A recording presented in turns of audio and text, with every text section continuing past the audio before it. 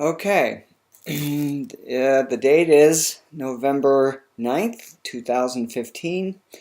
Um, to give you an update on what's going on, the server has arrived, the SAN has arrived, but first for the good. The SAN. I ordered this SAN from a company called pt6, also known as Mr. Rackables. They're off of eBay. When I put in the order, I basically put in what I needed. The memory, the processors, the NIC card, which is the dual port 10 gig card, and the RAID controller. And said they gave me the price, ordered it, and that was great. So it came.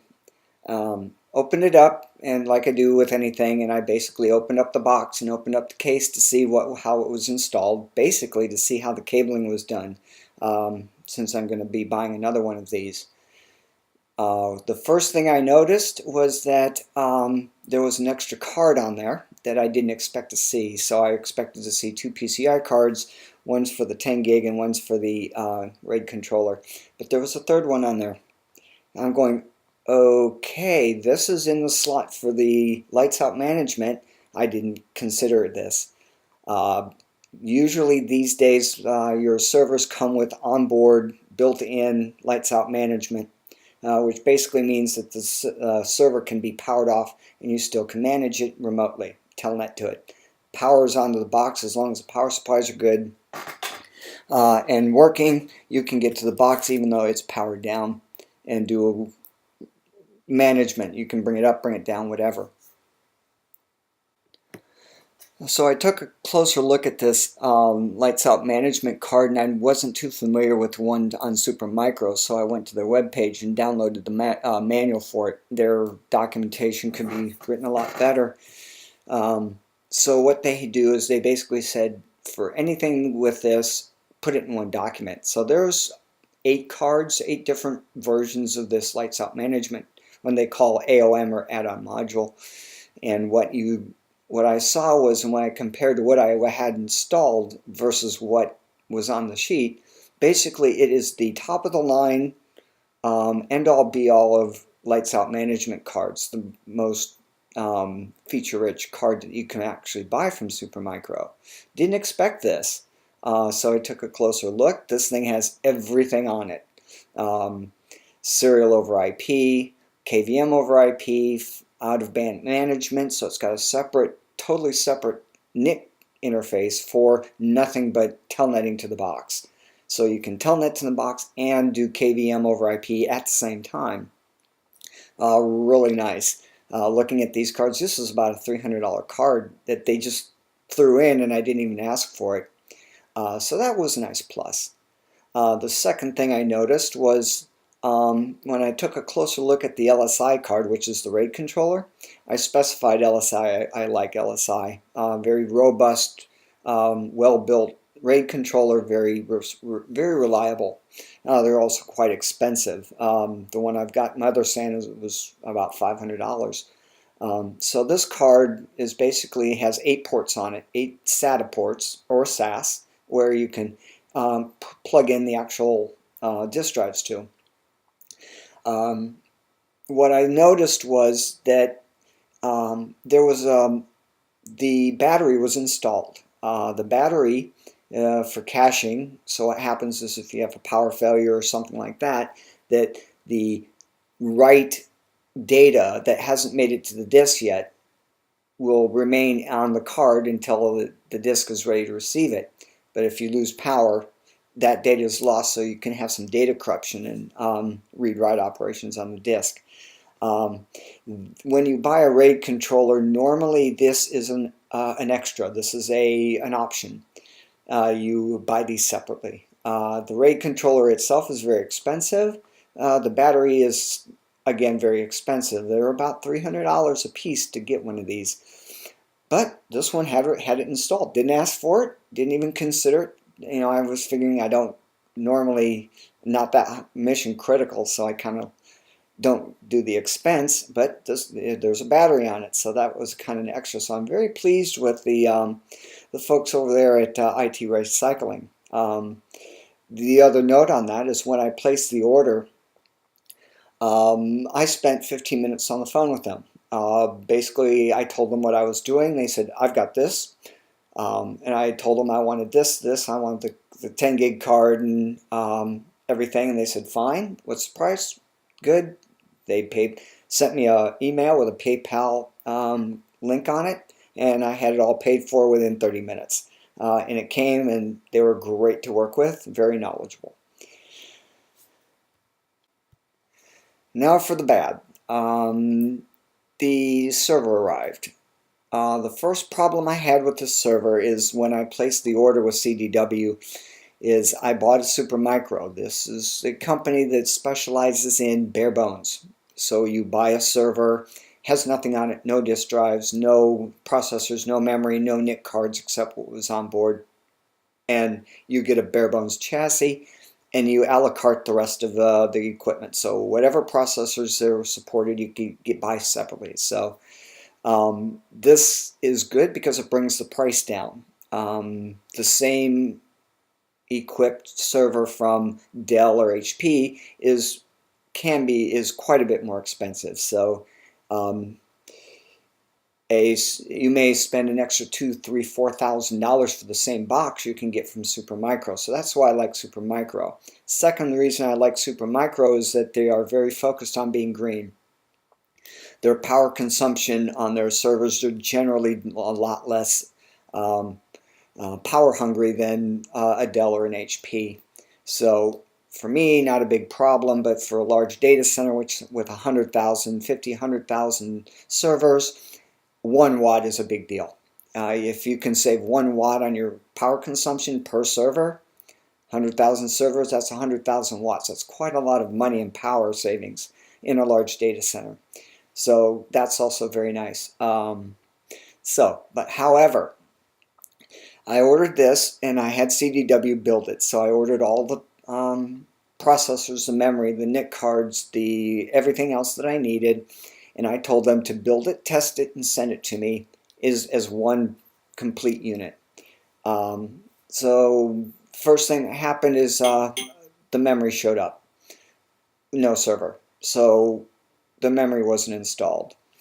The memory arrived. I opened up the case. I'm going, where's the boot disk? What I've done is Supermicro sells a little module, 16, 32, or 64 gig. It's a flash module that you plug into a SATA port on the motherboard.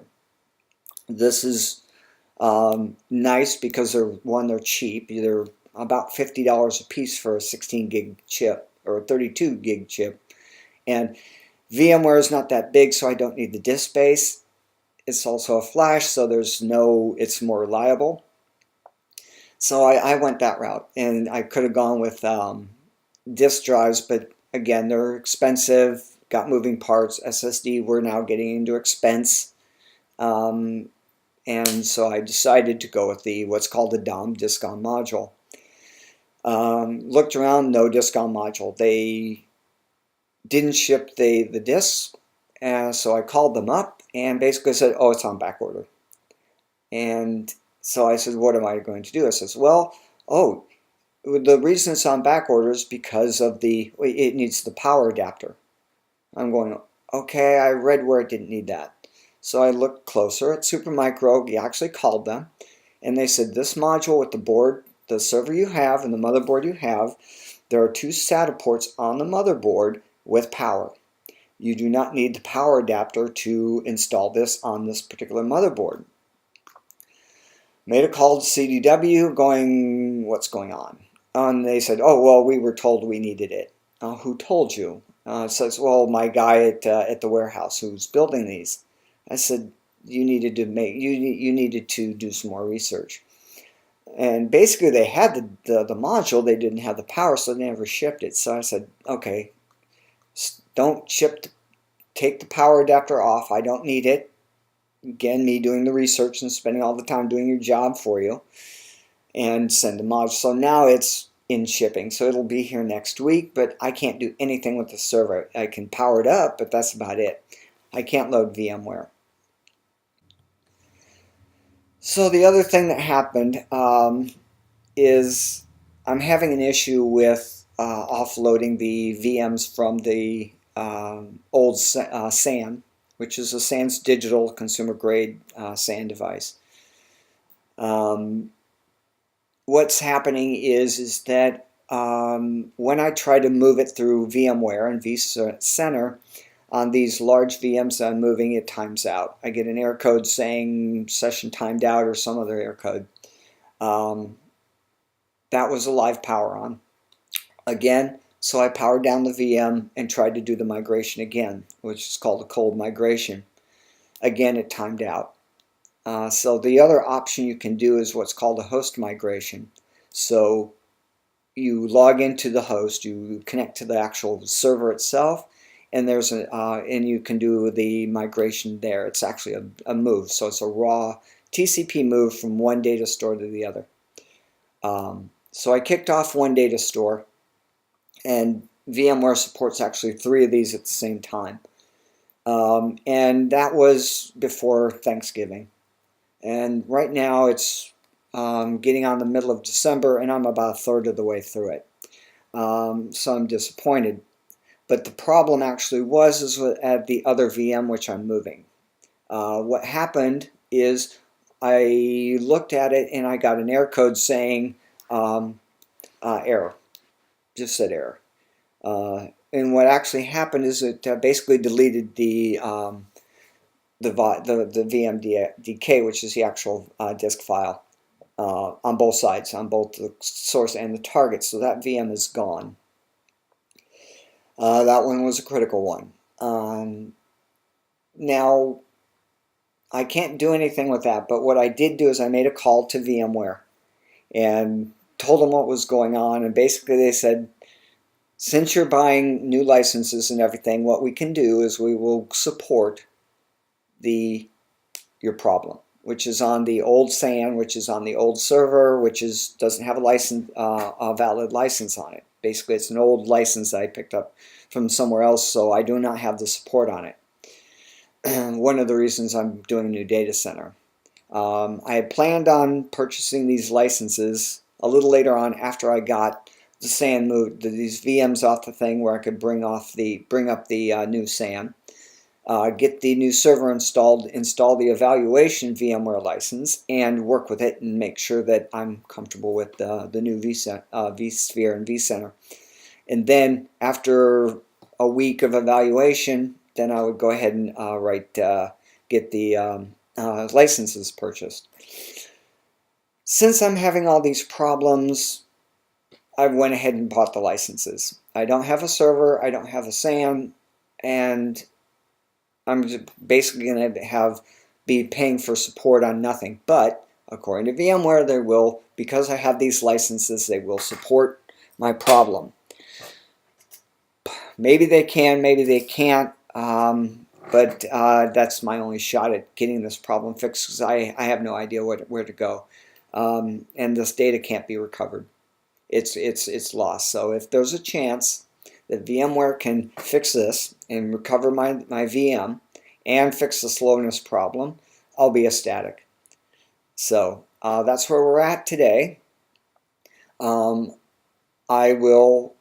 next video will be the actual installation of the equipment. What I'm going to be doing is I'll go ahead and install this gear, at least the SAN, because all the parts are there.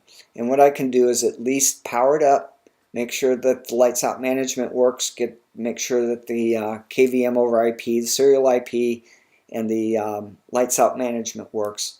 I can load the 3 NAS on it. I may do that, I may not, I haven't decided yet. I can't do anything with the server because basically I would put it in the rack and take it right out of the rack to install the DOM. So, but I will take you through the installation, so I'll need to install the memory and the DOM before I put it in the rack. So I'll take you through that in the next videos. So that's it for here, and I will pick it up when I'm ready to actually do the install.